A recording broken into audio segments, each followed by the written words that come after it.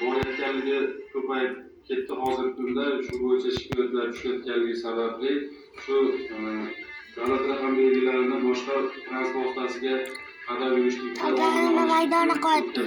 tadbiri davomida har bitta davlat raqam ashyoviy sifatida oldik. Ana qo'm buzan. Qo'ba. Yine ben öleceğim. De ana nona. Aslida vaziyatda nolga avtomashinasi tegishli bo'lgan 40 İşte nona bo'lganicha amatı yaxshi.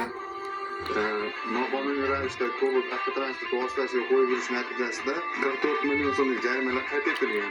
Olib borilgan tezkor surishtiruvlar natijasida Ana nona qo'yildi. avtotransport vositasi shaxsi aniqlanib, davlat raqam belgisi tegishli O'zbekiston bas. tartibda O'zbekiston.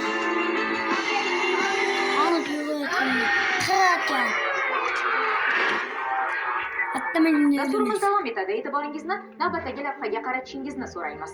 Havo harorati sovishi bilan tabiiy gaz hamda elektr energiyasiga bo'lgan ehtiyoj ortadi. Aynan shuni inobatga olgan holda O'zbekiston Respublikasi Prezidenti administratsiyasi tomonidan xonadonbay aholi muammolarini o'qitish mavsumida yuzaga kelishi mumkin bo'lgan salbiy holatlarning oldini olish, kommunal sohalarda aniqlanadigan muammolarni tezkorlik bilan bartaraf etish bo'yicha berilgan topshiriqlar ijrosini ta'minlash maqsadida Buxoro viloyati Ichki ishlar boshqarmasi hamda uning hududiy bo'limlarida tezkor shtablar faoliyati yo'lga qo'yilib, murojaatlarni 24 soat davomida qabul qiluvchi tizim yaratildi. Buning natijasida aholidan kelib tushadigan murojaatlarni tezkorlik bilan bartaraf etish imkoniyati yaratilib, yurtdoshlarimizning elektr energiyasi, tabiiy gaz, ichimlik suvi, ko'mir yoqilg'isi va boshqa masalalar yuzasidan murojaatlari o'z vaqtida yechim topmoqda. Ana shunday sinovli kezlarda esa tabiiy gazdan noqonuniy foydalanayotgan fuqarolar ham ko'plab uchramoqda. Yuridik va jismoniy shaxslar tomonidan sodir etilayotgan